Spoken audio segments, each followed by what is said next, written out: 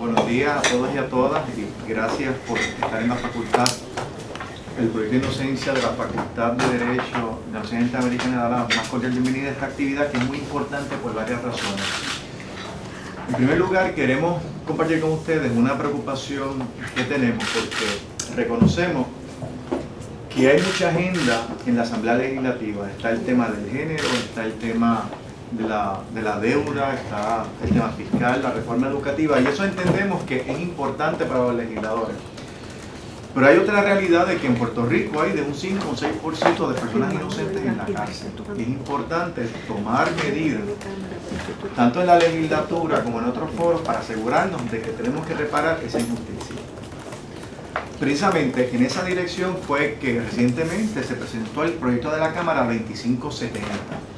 Un proyecto que ha tenido un tracto bastante azaroso. Ustedes recordarán, porque sí fue discutido, de que ese proyecto, que contó con el apoyo bipartita, unánime de todos los legisladores, tanto en la Cámara como en el Senado, fue vetado estrictamente por razones económicas por el entonces secretario de Estado que estaba sustituyendo al gobernador de Puerto Rico.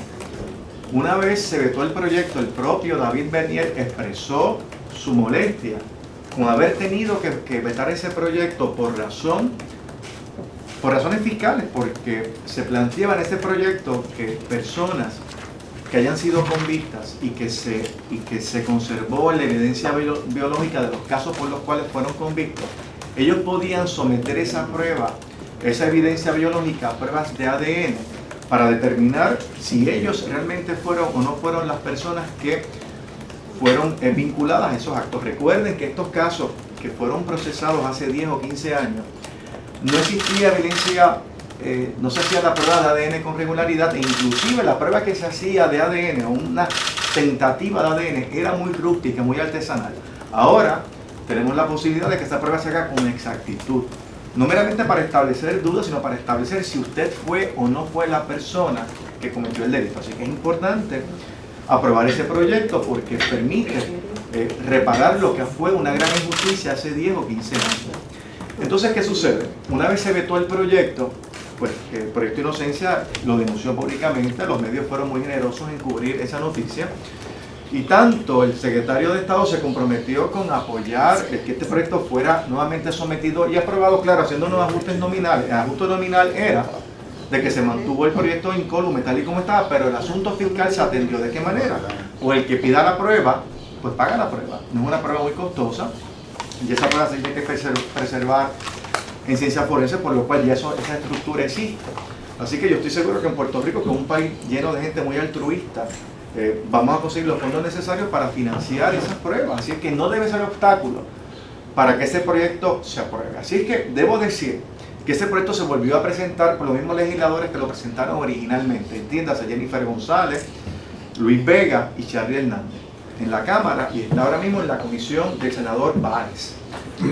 Y hay un compromiso del senador Báez de que este proyecto se apruebe. Lo que pasa es que a nosotros nos preocupa, no quiero decir la lentitud, pero vamos, sabemos que hay muchas cosas en la agenda legislativa, pero esto es tan importante como la deuda pública, tan importante como la reforma educativa. Cada día que la legislatura se tarde en aprobar este proyecto es un día más que estas personas injustamente están en la cárcel. Y es por eso que lo que estamos planteando en esta conferencia de prensa es que avance, que atiendan este asunto con la seriedad que amerita y que se apruebe tanto en la Cámara como en el Senado. Hemos hablado con el senador Pereira en el Senado, le hemos explicado el proyecto. Todo el mundo está a favor de este proyecto, tuvo vistas públicas, todo el mundo está a favor, pero lamentablemente no se acaba de aprobar. Así que yo no sé cuál es el problema, pero les pedimos a los legisladores que atiendan este asunto con la prioridad que amerita. Nosotros así lo vemos, ¿verdad? Y precisamente por eso es que nos acompaña en esta mañana la directora de política del Innocent Project Network de los Estados Unidos, Rebecca Brown. Adelante, sobre eso. Sí, no, es que antes de que pase a eso, brevemente, usted dijo que de un 5 a 10% de personas inocentes. ¿Qué cantidad es eso, más o menos, de personas que podrían estar? Bueno, si tenemos que en Puerto Rico hay 20.000 personas detenidas, 20.000 a 30, pues sácate el 5% de 20.000 a 30.000, que es más o menos la población carcelaria de Puerto Rico. Así es que este asunto es tan importante. Estatal. Sí, estatal. Sí, Un 5%. sí, el 5% sí. Ahora, hay que verificar si son 20.000 o 30.000, no sé, pero ciertamente es el 5, es una cifra uniforme en todo sistema adversativo porque está corrido por seres humanos que cometen errores, a veces, ¿verdad?, no intencionales, a veces intencionales, pero lo bueno de la prueba de ADN es que no está sujeto a error. La prueba de ADN te dice a ti si tú fuiste o no fuiste categóricamente, sin ningún tipo de duda, y por eso es tan importante la implantación e implementación de esta ley en los casos criminales, ¿verdad?, particularmente donde ya ha habido personas convictas, ya se está haciendo prospectivamente. Pero es importante casos donde hay gente que lleva 20, 15 años y que todo el mundo sabe que son inocentes, pero lamentablemente los caminos al tribunal están cerrados hasta tanto no se apruebe esta legislación o dependamos de la generosidad del secretario de Justicia, como en este caso, que en el caso de Aguadilla, el secretario de Justicia ha accedido a hacer las pruebas, pero caramba, estamos desde el 2013 esperando los resultados, ¿verdad? Y por eso esta legislación lo que pretende es que esto se maneje de manera expedita, de manera formal, como deben ser todos los procesos de esta naturaleza. Pero decía que esto es una prioridad porque Puerto Rico es la única jurisdicción bajo Estados Unidos que no tiene esta legislación aprobada. Y por eso es que Rebeca Brown, del Innocent Project Network, pues vino corriendo a Puerto Rico cuando se enteró de que en Puerto Rico todavía no se ha aprobado, y cuando le explicamos el trámite azaroso de que se vetó por razones fiscales, pues es básicamente increíble, ¿no? Pero su presencia aquí responde, y que vino estrictamente a Puerto Rico, un viaje de menos de 24 horas a atender este asunto, a compartir con ustedes la importancia de que en Puerto Rico también se apruebe esta legislación como ha sido aprobada en todos los estados, en los Estados Unidos, porque es inconcebible. Es como estar en contra del Día de las Madres, es decir, ¿quién puede estar en contra de que el inocente esté libre y el culpable esté en la cárcel? Eso es lo que en síntesis nos plantea este proyecto. Precisión absoluta en cuanto a quién cometió un delito y quién no lo cometió. Así que Rebeca les va a hablar en unos minutos sobre la importancia de este proyecto, cuál ha sido el efecto que ha tenido en otros estados y la necesidad imperiosa de que sea aprobado en Puerto Rico.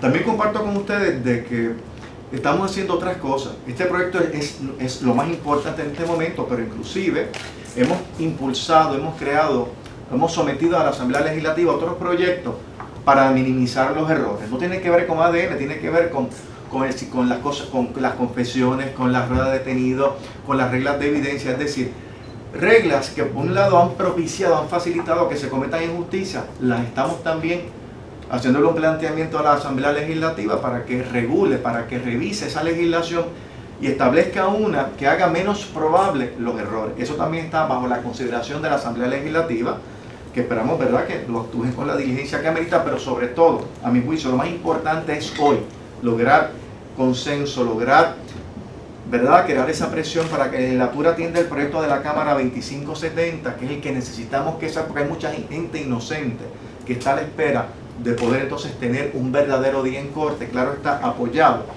con la prueba de ADN. También quiero compartir con ustedes que tenemos una actividad muy importante este viernes, que pretende crear conciencia sobre todo este tema del ADN y las condenas injustas. Ahí vamos a estar hablando del ADN, vamos a estar también escuchando el testimonio de abogados y personas que han sido exoneradas después de haber sido encontradas culpables. Van a contar su experiencia, pero en síntesis, escuchar a estas personas, tanto a los abogados como a los exonerados, pretende crear conciencia para recordar algo que debemos saber, que el sistema procesal penal no es perfecto, que es operado por seres humanos y que necesita que tenga unas garantías adicionales, que repensemos nuestro proceso penal, que repensemos algunas legislaciones, que seamos un poco más sensibles a estos reclamos. Porque yo creo que esa falta de conciencia y de la importancia de este proyecto, de esta naturaleza, es lo que han hecho que este asunto todavía, a pesar de que contó con el apoyo unánime de la Asamblea Legislativa, no solo un informe en la comisión que fuera negativo, se vetó. Entonces se volvió a someter, ya hubo vistas públicas, es decir, esto no tiene que estar sometido a vistas públicas, ya esto se debatió, ya esto se discutió, deberían aprobarlo por el sistema de descarga, un sistema parecido, porque ya este debate se dio. La única diferencia es que ahora el Estado no paga las pruebas, la paga el que la pidió. Y eso fue lo que conversamos con Berger, y él nos dio su palabra de que este proyecto sí va a ser, cuando llega a Fortaleza va a ser firmado, pero hace falta entonces la acción decisiva de la Asamblea Legislativa. Ahora, sí quisiera que escucharan por unos minutos a Rebeca Brown para que comparta con ustedes la importancia de este proyecto y evidentemente la vergüenza que nos debe dar a todos los puertorriqueños con que este proyecto no haya sido aprobado en Puerto Rico. Rebeca, please. Thank you for the opportunity to speak to you today. My name is Rebecca Brown, and I'm the Policy Director for the Innocence Project based in New York City. We provide policy support to the entire country, to a network of national projects, state-based projects around the country that are seeking to prove the innocence of the wrongfully convicted, including this one here in Puerto Rico, the Puerto Rico Innocence Project, and it's a pleasure and honor to be here today. To date, 330 people have been exonerated using DNA testing post-conviction. The emergence of forensic DNA technology changed the fabric of our criminal justice system. DNA testing of crime scene evidence can provide significant and enduring proof of innocence or guilt. With the ability to transcend fallible human judgment, DNA testing, particularly post-conviction DNA testing, has proven the potential for error that exists in our criminal justice system, and that our appeals processes are not sufficient for identifying these problems and these errors. Having worked in this field for more than 30 years, the co-founders of the Innocence Project, the National Innocence Project, Barry Scheck and Peter Neufeld, often talk about in issues involving crime and justice, humility is so key. It's so important because even the most experienced among us are often wrong. In some instances, Peter and Barry, our co-founders, have strongly suspected that a person who has requested DNA testing is actually guilty, only later to learn that that person is in fact innocent. And conversely, there are times that DNA testing in fact proves the guilt of people we believe are innocent. So it is the ultimate truth teller. It is the most important thing that we can do to prove guilt or innocence in our system. And because every single one of us is human, if just one of us makes an error, jumps to a conclusion, or acts on a false presumption, an innocent man can be condemned to a guilty man's fate. That is why access to post-conviction DNA testing is so critically important. Just 2 years ago, the Innocence Community, and this is a network of innocence organizations around the United States, celebrated the passage of the nation's 50th state law. This was in Oklahoma in the United States, providing statutory access to post-conviction DNA testing. And while we cheered this milestone, we knew that some states and territories, like Puerto Rico, either lacked a law entirely or had laws that did not provide meaningful access to post-conviction DNA testing. And this is just a shame. In Alabama, for instance, only individuals convicted of capital crimes can get post-conviction DNA testing, so you have to be on death row in order to prove your innocence.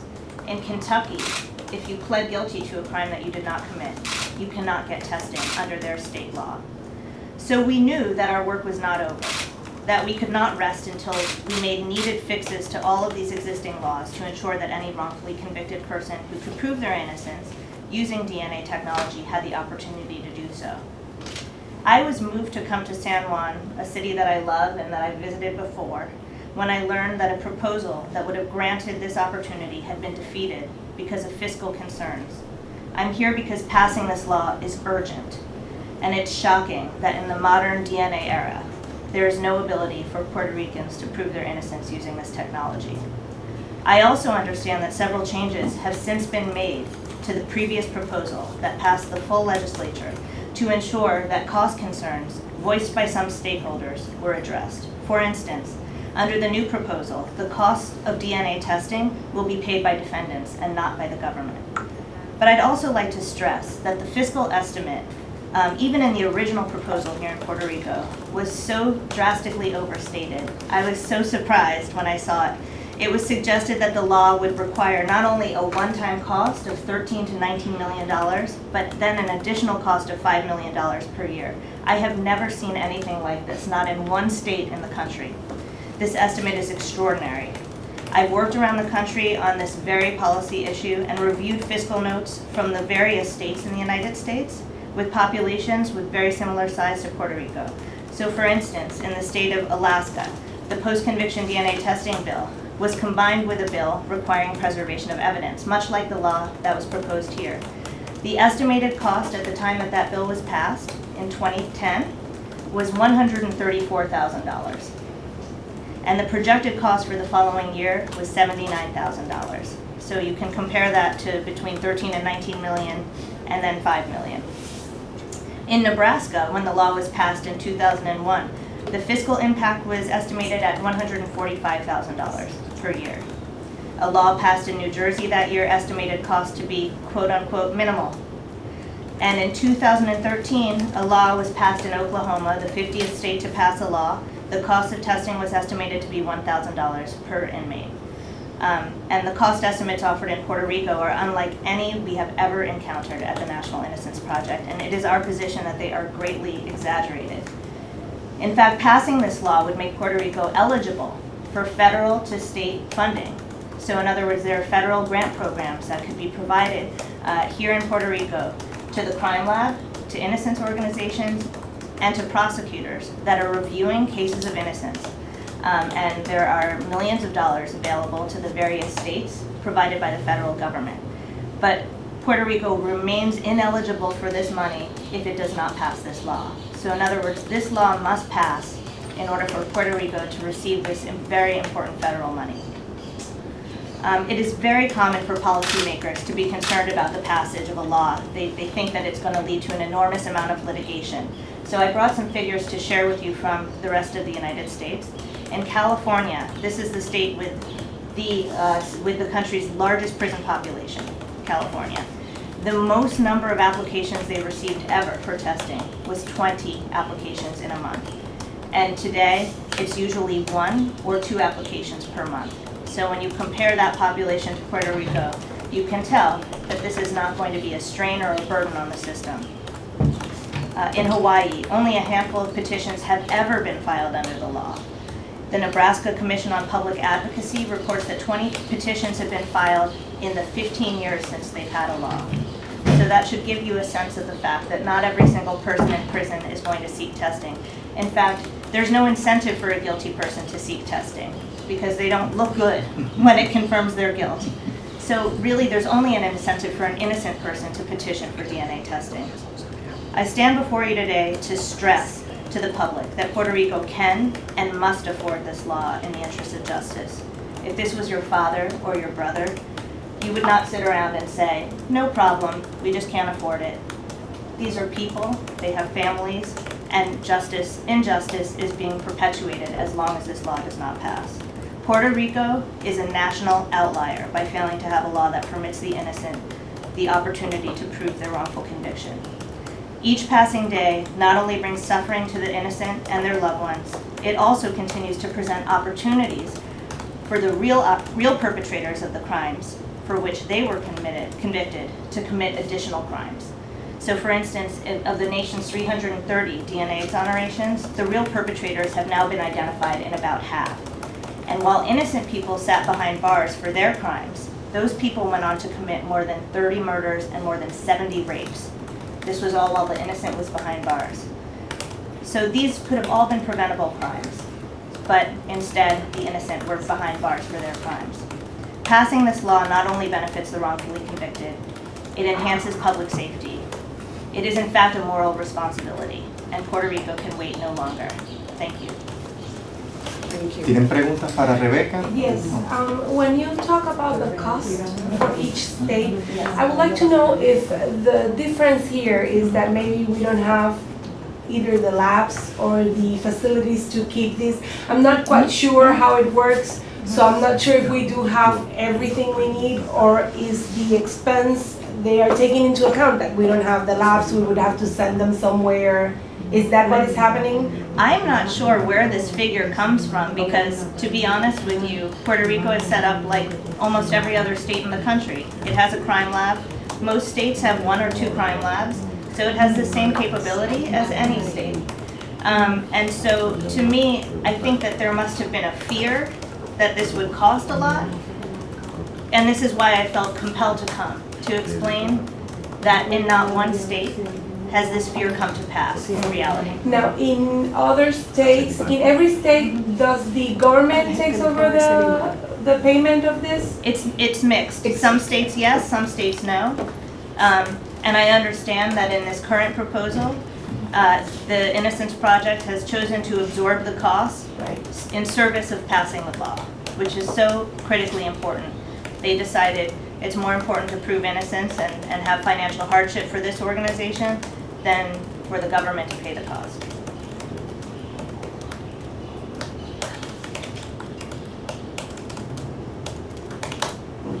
Sure. En Puerto Rico hay las facilidades para las pruebas de ADN. Está el banco de ADN, es decir, no hay que enviar nada a Estados Unidos. Claro, si a veces es una prueba muy sofisticada, que no está el equipo, pues hace falta un equipo ulterior. Pero para las pruebas de los casos que hay en Puerto Rico, el banco de ADN que hay y el laboratorio que hay, que está certificado por las entidades correspondientes, es suficiente para hacer la prueba de estos casos que estamos solicitando. Así que no hay que mandar a Estados Unidos. Yo lo he visto personalmente, está certificado, que tiene un banco, ellos no están destruyendo la evidencia que han almacenado. ¿Perdón? No es del gobierno. De Ciencia Forense, Instituto de Ciencia Forense, que es una entidad, bueno, es del gobierno, pero es independiente, ¿no? Claro. No es un Pero- brazo investigativo de justicia. Claro, pero la evidencia de estos casos se almacenaría ahí. Es correcto. Ahora mismo no la están almacenando. Entonces, la están bueno, lo que pasa es que mucha de esa evidencia, o sea, desde que se aprobó la legislación en los 90, toda persona que es arrestada por ciertos delitos se le toma su perfil genético. De igual manera, la evidencia biológica que se va a someter a prueba de ADN se almacena bajo esas condiciones. Pero estamos hablando de los casos donde no fueron sometidos a esas pruebas. Esa evidencia sí está en algunos casos, está en los tribunales, en los cuarteles de la policía, pero en otros casos está, como en el caso de Aguadilla, por ejemplo, sí está en Ciencias Forenses. ¿Por qué? Porque Ciencias Forenses le hizo prueba de sangre, le hizo prueba microscópica, pero no le hizo prueba de ADN, por lo tanto está almacenada en Ciencias Forenses. Inclusive, en el caso de Aguadilla, por usarlo como ejemplo, tenemos un inventario de toda la evidencia que ellos custodian y que está bajo su supervisión, y a mi juicio en muy buenas manos está. Yo he visto las facilidades, las certificaciones correspondientes, es decir, aquí no hace falta más nada que no sea la voluntad de aprobar este proyecto. ¿Cuáles son los requisitos para que un tribunal acceda a ver estos casos? Bueno, hasta que no se apruebe la legislación, No tiene ninguna obligación. ninguno. Es un reclamo de justicia, de debido proceso, o en el caso de Aguadilla, un gesto del secretario de Justicia que ante la presión pública que ha generado el reclamo de estos tres inocentes, él ha accedido a hacer las pruebas. Y una vez aprobado el proyecto, ¿cuáles serían los requisitos para volver a ver un O caso? cómo no, la propia ley tiene el procedimiento establecido. Básicamente se hace una solicitud bajo juramento donde se establecen unas cosas fundamentales. Primero, que la persona fue convicta. Segundo, que su identidad estuvo en controversia. Tercero, que se levantó evidencia biológica y que no fue sometida a pruebas de ADN. Y que el peticionario está dispuesto a que se compare su perfil genético con el ADN contenido en esa evidencia biológica que el Estado está custodiando. Pues no son tantos casos que cumplen con eso. No son muy pocos casos, por eso es como ella está planteando. Pero ella dijo una cosa que a mí me parece fascinante. Quien único va a pedir esto es la gente inocente. Porque si usted violó a una mujer, es lógico pensar que la sangre o la esperma almacenada es compatible con la suya, por lo tanto usted no va a hacer la prueba. Pero si usted no fue, pues evidentemente usted va entonces a pedir la prueba. Yo creo que O que no eso, se hubiera tomado en consideración, ¿no? Porque los casos donde se hubiera tomado esto en consideración no cualificarían, ¿no? no donde ya se hizo la prueba de ADN. Pero no entró en el juicio. Esto sería para casos de gente convicta, donde al momento de su procesamiento y que pone encontrado culpable, no se sometió a la prueba de ADN en los términos que haya, porque puede haber sido un ADN artesanal o muy rústico, pero no con la de igual manera, hace 10 años tuve esa prueba de ADN, pero necesitaba mucho material genético. Ahora con un poquito de material Por genético eso puede que en hacerlo. los casos donde sí se haya introducido esta evidencia no cualificarían. O sea, en los casos donde se haya visto esta evidencia. Sí, bueno, dependiendo si la tecnología utilizada Ok. pues ha sido mejorada. Y pues es porque, por ejemplo, en muchas ocasiones que decía justicia, se hizo prueba de ADN, pero la evidencia biológica recopilada era muy insignificante en términos cuantitativos para hacer la prueba. ¿Qué sucede? Ahora con la tecnología cualquier cosa es suficiente para hacer la prueba y ser concluyente. Porque hacían pruebas pero decían que no es concluyente porque es poco material genético. Ahora no, ahora por más insignificante que sea, una parte insignificante de un vello, de sangre, contenido en un pañuelo, una ropa interior, es suficiente para hacer la prueba y llegar a las conclusiones correspondientes absolutas y categóricas. Entonces, ¿quién puede estar en contra de revisar esto? Si usted fuera culpable, como dice Rebeca, usted no quiere hacerse las pruebas. Pero en el caso de Aguadilla, por ejemplo, que desde un principio, por lo menos el cliente que representa a nuestra entidad siempre ha estado disponible, sometido a todas las pruebas que habían disponibles en aquel momento, la de sangre, los vellos públicos, la microscópica, o pruebas químicas, que en aquel momento era pues lo que había disponible. Pero entonces, ahora con esta nueva tecnología, es evidente que es necesario hacer estas pruebas. Y el Estado no puede pensar, es que vamos a lucir mal si se prueba que encontramos culpable a una persona que es inocente. Bueno, eso es parte del proceso.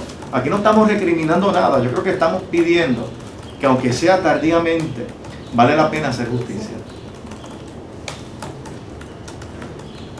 ¿Cuándo fue que se vetó? El 3 de agosto. El 3 de agosto. Y se volvió a presentar el 11 de agosto por las mismas 3 personas. Y el proceso, todo el mundo está a favor del proyecto. Perdón, unánime, no hubo un solo voto de oposición. Inclusive cuando se veta el proyecto, el secretario de Estado resaltó las virtudes del proyecto. Pero lo importante es que los legisladores entiendan que esto se pueda aprobar. Si se pasan aprobando cosas por descarga cuando no se justifica, aquí se justifica porque técnicamente ya hubo vistas públicas. Es decir, es lo mismo. Aquí realmente esto debería aprobarse en menos de 24 horas. De hecho, el Instituto de Ciencias Forenses mostró su apoyo al proyecto en las ponencias que tuvo tanto en Cámara de Representantes como en Senado. Sí llamó la atención ante la preocupación de los fondos, pero dio su apoyo incondicional al proyecto. Y en el proceso ustedes no se dieron cuenta de que los fondos iban a ser un handicap con el tema fiscal. Como dijo Rebeca anteriormente, el Innocence for All Act provee para que aquellos estados que tengan una ley de esta naturaleza puedan solicitar unos fondos federales que creo que son hasta 5 millones, que era lo que pedía el Instituto de Ciencias Forenses para estos fines. ¿Y de dónde salió ese estimado de 9 a 13 millones? Bueno, el Instituto de Ciencias Forenses dijo que eran 5 millones anuales. Nunca hablaron de ningunos 13 ni ningunos 19. Cuando salió la carta de veto se menciona que ellos habían pedido, en adición a los 5 millones anuales, 19, entre 13 y 19 para poner en práctica o comenzar y poner en vigor la ley. Pero eso no surge de ninguno de los informes sometidos por la Comisión de los Jurídicos, ni de la Cámara ni del Senado.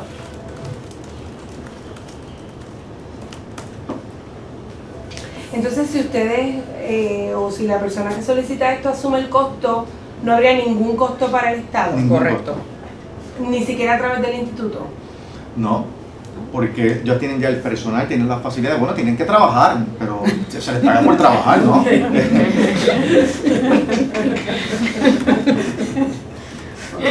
Tendrían que ellos asumir la custodia de eso, ustedes La tienen. Pero ellos la tienen proceso ya, y todo ellos eso, la claro. tienen. Perfecto. Es un win-win situation. Vamos a ver. Les voy a dar copia de las palabras de...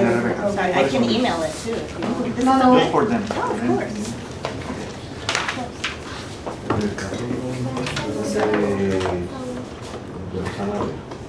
Pues también porque no sabemos no le han dicho por qué no tenemos el resultado de los laboratorios.